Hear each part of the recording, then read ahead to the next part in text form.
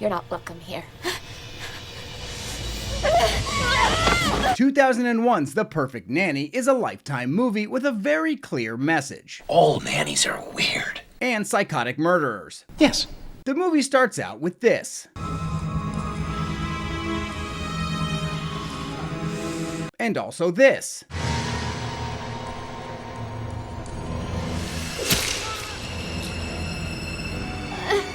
Alrighty, the woman who just tried killing herself is Andrea, our main character. Her? I know. After walking in on her husband cheating on her, she attempted suicide, and that's how she wound up in this mental hospital. But today, she's being released because the movie needs her to start terrorizing people. Good. Like this guy, James, a widower who's looking for a nanny to help around the house because he is a busy doctor. That's impressive. Andrea weasels her way in for an interview and uses the resume and name of another woman named Nikki. And she also cuts her hair for some reason. I guess so that these people she's never met won't recognize her. Ah! Hi, I'm Nikki Harcourt. It's nice to meet you, Dr. Lewis.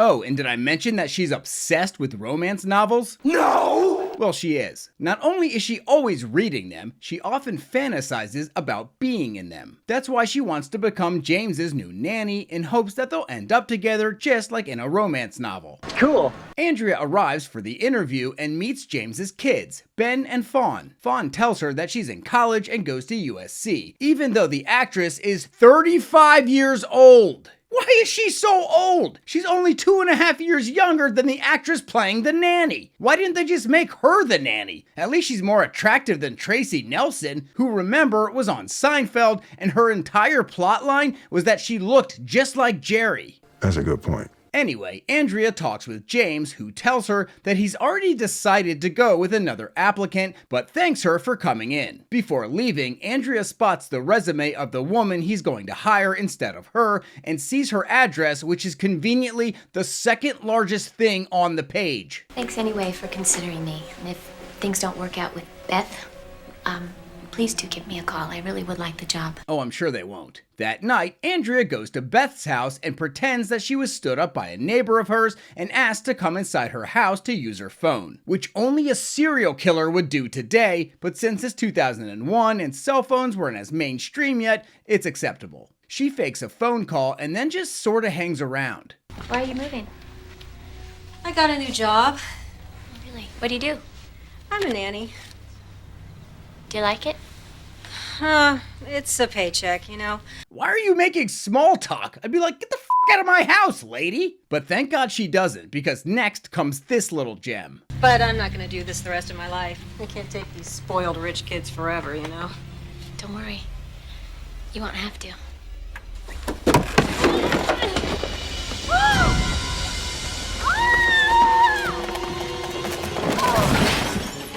How could she count on that killing her? If the bookshelf was light enough for Andrea to push over effortlessly, then I doubt it would crush this woman to death. Andrea doesn't even check to see if she is dead. She just starts looking at her jewelry and then leaves. With Beth now dead, Andrea gets right to work as the new nanny, doing normal nanny things, watching James eat, watching James sleep, rubbing his shirts on her face. Yes, she's well on her way to making James hers. But not exactly, because in walks the competition, a woman named Julia, who's another doctor that James works with at the hospital. Hey.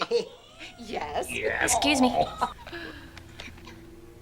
Brought your coffee. Andrea doesn't like Julia getting all of his attention, so she does the logical thing and goes to the kitchen to cut her arm open.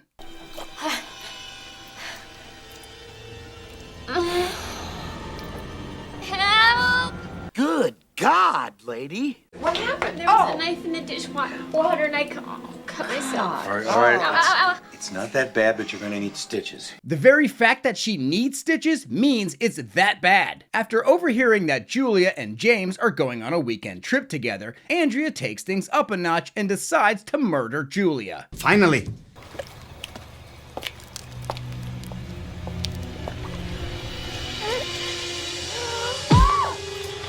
That wasn't even close to hitting her. And where's the blood? How did she even die? You ask a lot of questions. Yeah, go ahead and set the murder weapon down right there with your fingerprints all over it. That's fine. The cops won't find that. The family arrives home from Julia's funeral, and that's when Andrea decides to comfort James. Fawn sees this and can tell that Andrea definitely wants to be more than James's naughty little nanny. Oh, geez, what a line. Thank you. The next day, Andrea thinks she's alone, so she holds up a dress that belongs to James's dead wife and pretends to be attending a party with him. But Fawn has to go back home because she forgot her laptop because, you know, she's in college, and walks in on her. What are you doing? She tries to tell her dad that Andrea likes him romantically, but he doesn't believe her. There's a surprise. Andrea uses her night off to kill another doctor that's been giving James some trouble at the hospital. She tracks him down in a parking lot with this incorrectly labeled parking space and introduces his stomach to her knife.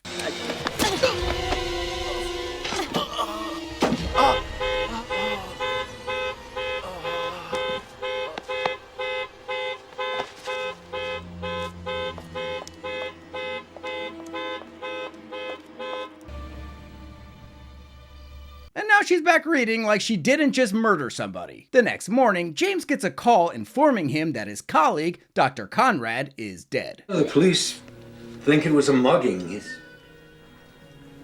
wallet was missing. Come on, kiddo. We gotta go to school. Who's Conrad? He was a bad man who got what he deserved. Why would she say that in front of the daughter who's already suspicious of her? Before, Fawn only thought you were interested in her dad, but now she thinks you're a murderer. Whoopsie daisy! James discovers a birthday card in the mail for Andrea, which she sent to herself, and insists that they go out to dinner for her birthday. Still on the pursuit to find out who Andrea really is, Fawn receives a message back from a reference that was listed on Andrea's resume, even though it says from Ben Lewis to Ben Lewis, which is her brother, and learns nothing. Good scene. Andrea prepares for her birthday dinner with James when the doorbell rings. And oh shit, it's her husband. Hello, Andrea. Happy birthday. He abducts her and says they're going back home because I guess they were never officially divorced. They pull over so that Andrea can pee, but instead she fills her purse with rocks and beats him over the head with it.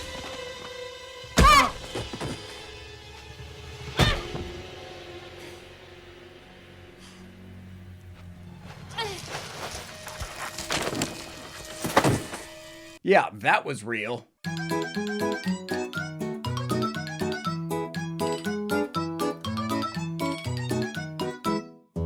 Andrea ditches her husband's car, takes a taxi back home to get her car, and picks up Ben from school like everything is normal. Across town, Fawn has managed to track down Andrea's mom through an address connected to a library book found in Andrea's bedroom, long story, and shows her a photo of Andrea. Do you recognize her? Sure wish I did, no, but I don't. Meanwhile, Andrea comes down the stairs dressed for her birthday dinner with James, but he receives a phone call and has to go to the hospital for an emergency. I'm sorry. Instead of getting mad, Andrea reasons with herself by saying, Well, it's just all part of being a doctor's wife. I mean, I'm just gonna have to learn to get used to it. You keep telling yourself that. Not believing the old woman doesn't know Andrea, Fawn sneaks back into Andrea's mom's house and finds Andrea's wedding photo, along with receipts from her stay at the mental hospital. Andrea is awoken by her mom, who knew where she was living because Andrea's husband told her, and says that a girl came looking for her earlier that day. But she acted like she didn't know her and is totally on board with her trying to get with this doctor guy. And I gotta say, for how sketchy Andrea has been this entire movie, she's got one hell of a supportive mother. I like what you're doing with your life. I like what you're doing with your life. I like what you're doing with your life. I like what you're doing with your life. I like what you're doing with your life. Her mom slips out just as the doctor returns home. I'm starved. Should we order some food? Actually, I made us something. Boy, I owe you one big time, don't I? Andrea gets dinner started while James is upstairs freshening up, and it turns out that her mom isn't gone. Caught a glimpse of your fella. And she isn't nice either. Why are you still here? I just thought I would make sure that my dim-wit daughter didn't screw things up for both of us. she's only there to extort money from Andrea once she marries this rich doctor, or else she'll tell the doctor all about Andrea's little scheme. I have nothing to lose. Especially not you, you ungrateful little brat. While her mom continues to threaten her, Andrea finds a lovely little carving fork and does this. Holy shit! She drags her into the pantry just in time for her date with James. Oh. What's for dinner? After dinner, Andrea goes all in and kisses James. No, I can't do this. I can't do this. I know you think I'm attractive. Yes, I find you very attractive. See, I knew it. I knew you liked me. I like you as a person.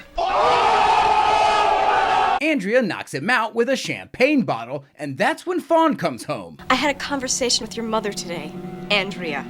That's funny. So did I. Andrea attacks her with a knife and is really, really bad at stabbing.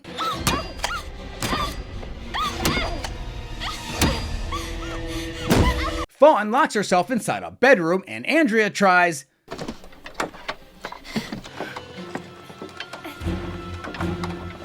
cutting the lock with a knife.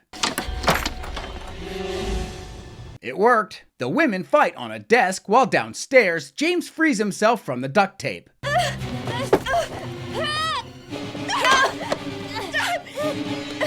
Come on, you two are the same age. How is she overpowering you? James comes in and does that thing where he pretends to like Andrea in order for her to let her guard down. I realize now how much you mean to me. That's the oldest trick in the book. But it works.